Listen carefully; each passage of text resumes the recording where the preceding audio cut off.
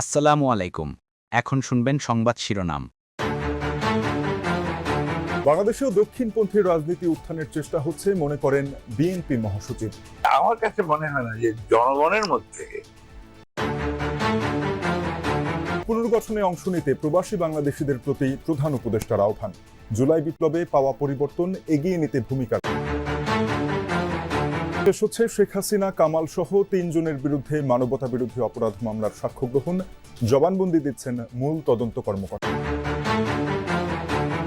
সুশীল সমাজের সাথে চলছে ইসির সংলাপ, সুষ্ঠু নির্বাচন আয়োজনে নেওয়া হচ্ছে মতামত, আরপিও সংশোধন সহ কমিশনের ভূমিকা তুলে ধরেন।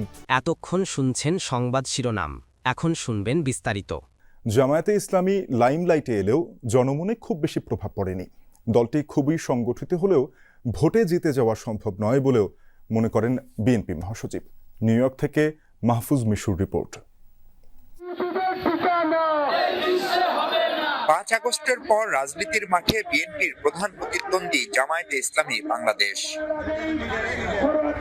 সংস্কার, জুলাই সনদ সহ নির্বাচন পদ্ধতি নিয়ে বিএনপির অবস্থানের বিপক্ষে দলটির দীর্ঘদিনের সহযাত্রী জামায়াতে ইসলামী।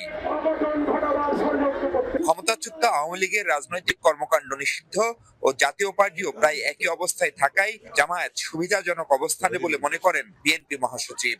জামাত আপনার অত্যন্ত যেভাবে হোক তারা লাইমলাইটে এসে গেছে এখন, এবং আপনার মিডিয়ার বদৌলতে এবং তাদের সাংগঠনিক কর্মকাণ্ডের বদৌলতে তারা একটা জায়গায় পৌঁছানোর চেষ্টা করছে।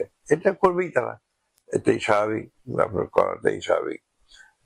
তো সেই ক্ষেত্রে আমার কাছে মনে হয় না যে জনগণের মধ্যে জামাতের যে খুব বেশি প্রভাব বেড়েছে, এটা আমার কাছে মনে হয় না। আমি নিজে মাঠে রাজনীতিবিদ, মাঠে যাতায়াত করি, তাতে বুঝতে পারি যে তার গিয়ে সেখানে খুব বেশি একটা নাই।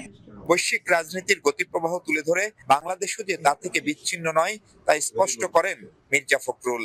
তবে সেই প্রচেষ্টা ভোটের মাঠে সফল হবে না বলে বিশ্বাস তার। সারা পৃথিবীতেই আপনার একটা দেখা যাচ্ছে যে দক্ষিণ পন্থা যারা নিয়ে যারা রাজনীতি করে তাদের একটা উত্থান হচ্ছে আর কি। সেক্ষেত্রে বাংলাদেশে এটা চেষ্টা করা হচ্ছে। দেশ পুনর্গঠন প্রক্রিয়ায় অংশ নিতে প্রবাসী বাংলাদেশিদের প্রতি আহ্বান জানিয়েছেন প্রধান উপদেষ্টা professor doctor Mohammad Yunus. New ইয়র্কে এনআরবি কানেক্ট ডে উপলক্ষে এক অনুষ্ঠানে তিনি বলেন, প্রবাসীরা বাংলাদেশের অবিচ্ছেদ্য অংশ। জুলাই বিপ্লবের পর সৃষ্ট পরিবর্তনকে এগিয়ে নিতে বিদেশে থাকা বাংলাদেশিদের গুরুত্বপূর্ণ ভূমিকা রাখতে হবে।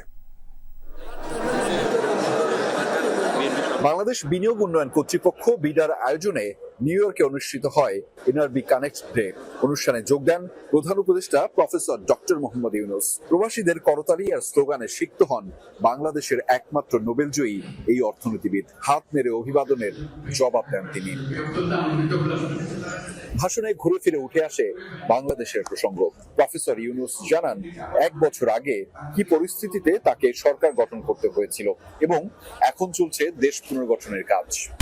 ছাত্ররা তাদের রক্ত দিয়ে যে সুযোগ সৃষ্টি করে দিয়েছে, সেটা শুধু একটি রাজনৈতিক সরকার পরিবর্তনের বিষয় ছিল না, এটা দেশের একটা পুনর্জন্মের বিষয়। সেই পুনর্জন্মটা হাতে খড়ির থেকে শুরু করে সামনে গিয়ে পেছনের দিকগুলোকে আজকে আলাপ করলাম, দুর্নীতি ইত্যাদি, এগুলো কত জটিল হয়ে যাওয়া। কোন জিনিস আর নতুন বাংলাদেশে যাতে প্রবেশ করতে না পারে সেই ব্যবস্থা, সেটি আমাদের সরকার প্রধান বলেন, প্রবাসীরা যেখানেই থাকুক না কেন দেশের জন্য তাদের অবদান অতুলনীয়। আমাদের অর্থনীতি শেষ, কিছু নেই, একেবারে তলানি বাচ্চারা হবে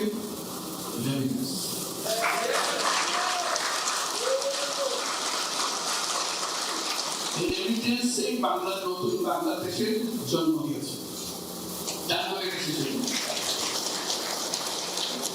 সাবেক প্রধানমন্ত্রী শেখ হাসিনা, সাবেক স্বরাষ্ট্রমন্ত্রী আসাদুজ্জামান খান কামাল সহ 3 জনের বিরুদ্ধে জুলাই আগস্টে সংঘটিত মানবতা বিরোধী অপরাধ মামলার সর্বশেষ সাক্ষীর সাক্ষ্য গ্রহণ চলছে। মামলার মূল তদন্ত কর্মকর্তা মোহাম্মদ আলমগীর আন্তর্জাতিক অপরাধ ট্রাইব্যুনাল 1-এ 54তম সাক্ষী হিসেবে জবানবন্দি দিচ্ছেন। এ সময় প্রসিকিউশনের পক্ষ থেকে তদন্ত কর্মকর্তার জবানবন্দির অংশবিশেষ ও জব্দ করা ভিডিও প্রদর্শন করা হয় ট্রাইব্যুনালে। এর আগে গত 24 সেপ্টেম্বর মামলার 22তম দিনের সাক্ষ্য গ্রহণে বিশেষ তদন্ত কর্মকর্তা ও প্রসিকিউটর তানভীর হাসান জোহা সাক্ষ্য দেন।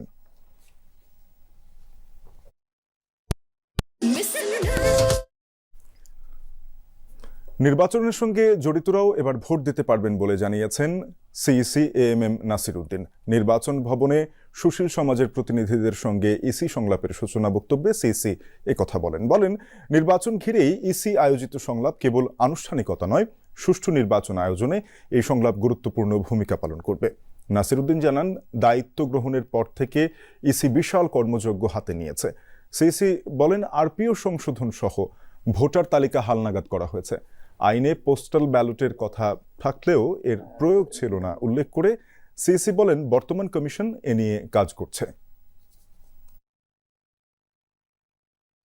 আমরা আশা করব আজকের যে আপনাদের যে জ্ঞানলব্ধ, অভিজ্ঞতালব্ধ, আপনাদের যে উইজডম, আপনাদের মেধা মন্ত্রের দিকে যে উৎসাহিত যে পরামর্শ, মতামত উঠে আসবে ইনশাল্লাহ।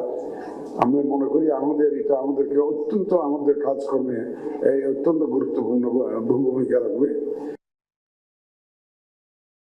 এ বিষয়ে আরো বিস্তারিত জানাতে নির্বাচন ভবন থেকে যোগ দিচ্ছেন সহকর্মী তানভীর মৌসুম।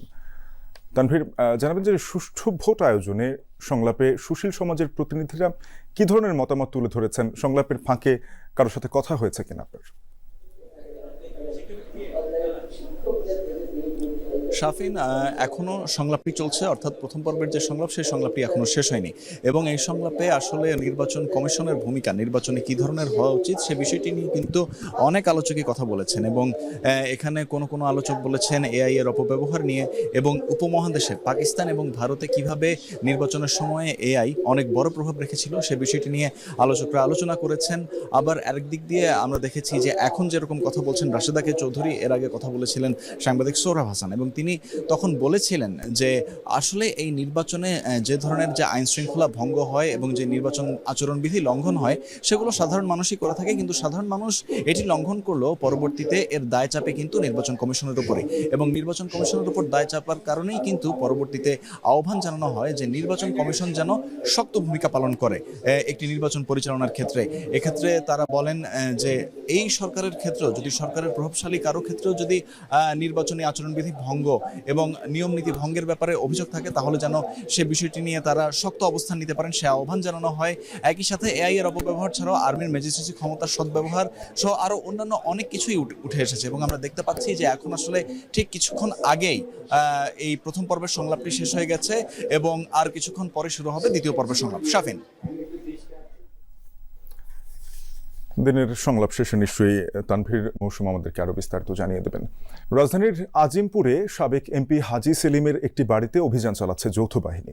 সেখানে সেলিম পরিবারের ব্যবহৃত 6টি গাড়ির সন্ধান মিলেছে। ঘটনাস্থল থেকে যোগ দিচ্ছেন সহকর্মী রাব্বি সিদ্দিকী। রাব্বি, আজিমপুরে যৌথ বাহিনীর অভিযানের বিষয়ে বিস্তারিত